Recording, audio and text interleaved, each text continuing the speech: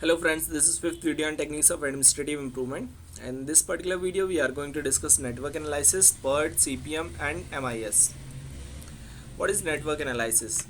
Network analysis is a general name given to specific techniques, that is PERT and CPM, which can be used for PERT and CPM are used for planning, management and control of projects. Now, when we are talking about projects means a temporary endeavor undertaken to create a unique product or service. Just remember unique thing, because the end product is totally different, it is unique in nature. For example, Manhattan project. When we are talking about something unique, we are not talking about something which can be repetitive in nature. Say for example, a car manufacturing plant is producing cars, so that is they are not producing car as a unique product. That is a manufacturing activity. But when that car was being developed, the research and development was taking place and that car was made first time, that was a car project. So just know that. And the projects have a starting, they have an end, and they have a unique product. These are the three main criteria on which the projects are based. And remember that why project is so much important, because we do project analysis only in CPM and PERT. What are the basic steps in network analysis? First step is separate activities, that is task and job, and get the estimated time for each and every activity.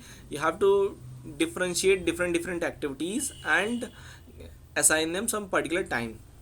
Then second thing is precedence relationship, that is you have to know the order of happening of different activities, which activity is happening earlier, which activity is going to happen later. So if this A activity, it happens before B or after C, so it happens before B and it happens after C. So this is their order of happening. Now you know that this is the preceding activity of A and this is the succeeding activity. Now two most important network analysis techniques are PERT and CPM. We will discuss them one by one now. First, PERT. PERT is program evaluation and review technique. Last time 30 marks question directly came from this particular topic in 2012 UPSC paper. They asked history of PERT, so you should know the history. So the history of PERT is that it was developed to aid US Navy in planning and control of Polaris missile program. This was a project to build a strategic weapon system, namely the first submarine launched intercontinental ballistic missile at the time of Cold War between the USA and Russia. Here what happened, that United States of America and Russia both were having a lot of nuclear bombs, and if they attacked each other, so that would make sure mutually assured destruction, that is both countries would have been destroyed if they fight with each other. So America was worried that if Russia attacks United States and destroys all its nuclear missiles at one go, so then United States cannot retaliate on Russia. So that's why United States wanted to build nuclear launching capacity from water, that is from submarine system. And since this particular project was very critical in nature, United States wanted to complete it as fast as possible. So that's why they wanted to develop some techniques so that this particular project could be completed within time. Now remember one thing, cost was not an issue with this project, rather completing the project as soon as possible. Why cost was not an issue? Because this was a government project. Government was having a strategic importance for this project. It did not wanted it to take too much time, but it can give a lot of money for completion of that particular project. So cost was not the issue, minimizing time was the main issue. Now PERT has the ability to cope with uncertain activity completion time, because cost is not an issue, so it can give more funds in order to reduce the time. Now some of the basics of the PERT. These particular basics are just for your understanding, so that you can build that PERT chart later. So PERT event means start or completion of one or more activities. When you start or you complete any activity, that is called a PERT event. Then predecessor event and successor event. I already told you that if A is an activity and B happens before A, C happens after A, so C is the successor event and B is the predecessor event. PERT activity. PERT activity is performance of actual task, and it consumes time and requires resources. So if the activity B takes 3 days, so here we can write that this is a 3 day activity. If the activity A takes 5 days, so you can write here 5, like that. Then PERT sub activity, if you want to differentiate different sub task between any activity, that becomes PERT sub activity. So these are just for your understanding, you don't have to remember everything. Similarly, this particular time concept, that optimistic time, that is maximum possible time, pessimistic time, that is optimistic is minimum, pessimistic is maximum, most likely is best estimated time. And this is important, expected time is average time, and this is known by this formula: time expected is equal to optimistic time plus 4 time of pessimistic time, 4 time of most likely time plus pessimistic time divided by 6. Now you don't have to remember any of this was just for your understanding. All right, just know that you have to write estimated time by your own experience, how much you want to write for any activity. Now activity on node and activity on arrow, these things are some of the basics which I will tell you when I will draw the PERT diagram. Now in real network diagram in UPSC, you don't have to divide your time in these three variables: optimistic, pessimistic, and most likely. You directly have to write expected time. So this is just for understanding the concept. Application of PERT. We will see one of the questions that was asked in UPSC. The question was that draw a simple PERT chart for a seminar planning project. So first step, as I already told you in network analysis, that you have to draw a chart in which you have to write these three things: activity name, predecessor, and expected time for completion. Now when you are done with these three, you can draw the chart. Here I have drawn this particular table. So you will have to draw these three columns: activity, predecessor, and expected time. Now this expected time you can write by your own imagination, how much, whatever you want. Activity also you can write by your own imagination, and predecessor, you know that after which activity will be done. So first activity is taking permission for hosting seminar from college, that is activity A. When the permission is given, then only we can go to B, C, and D. B, C, and D are book auditorium, order medals, invite chief guests. So these are some of the activities which are done after A. Then once these three are done, then decide the award recipients. So this is activity E, and after that distribute the award, that is activity F.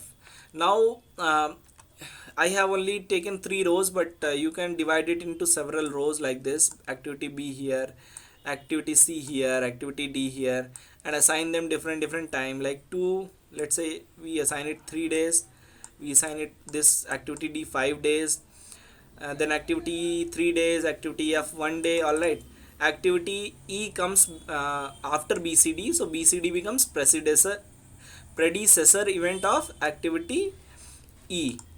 Now similarly, activity A is the predecessor event of B, C, and D, so you have to write A here. All right, now we will draw a PERT chart of this particular table.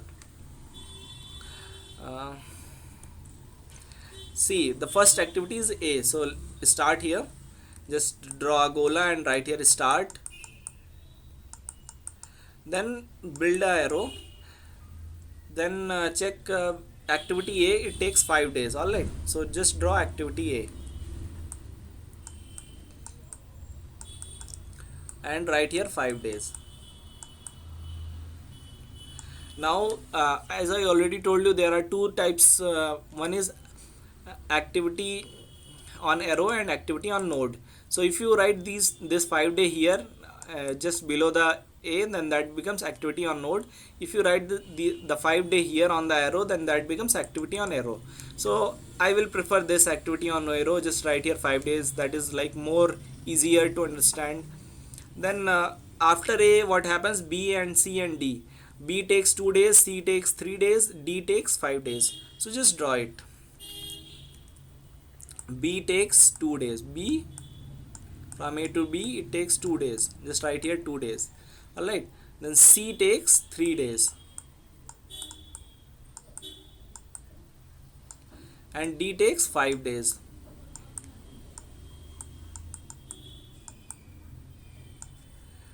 Then after that, B, C, D are the predecessor event of E, and E takes 3 days. So just draw here E.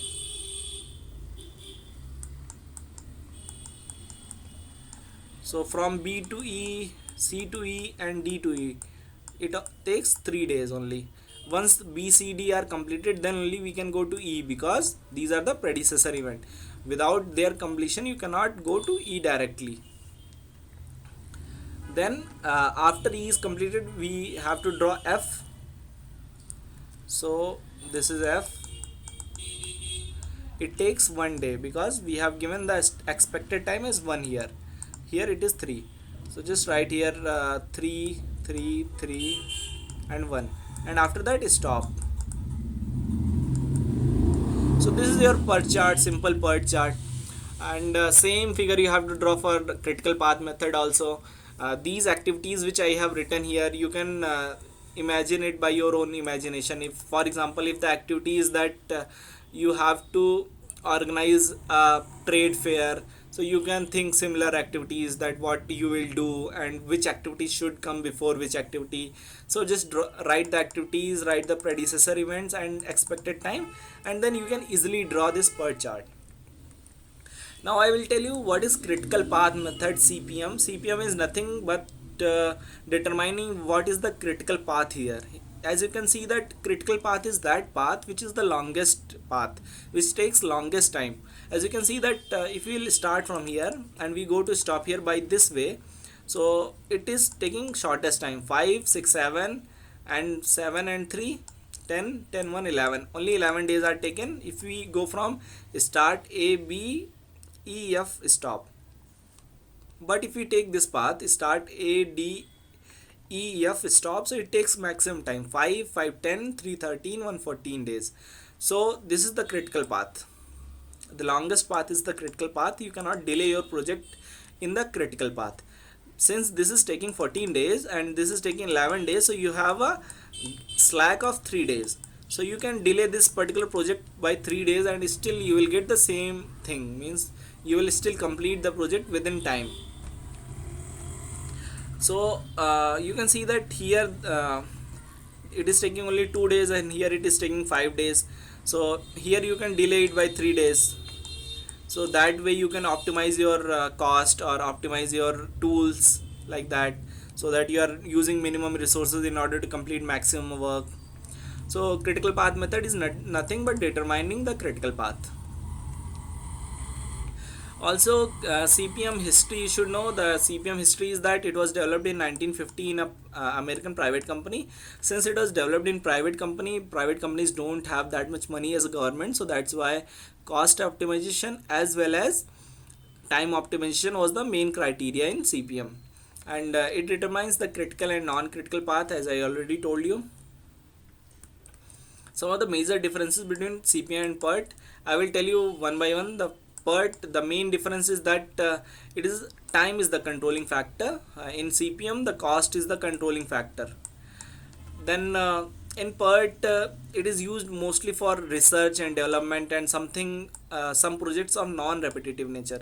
But critical path method is used for those natures which are fairly recognizable activities, means like construction project. Here you know that you know what to do.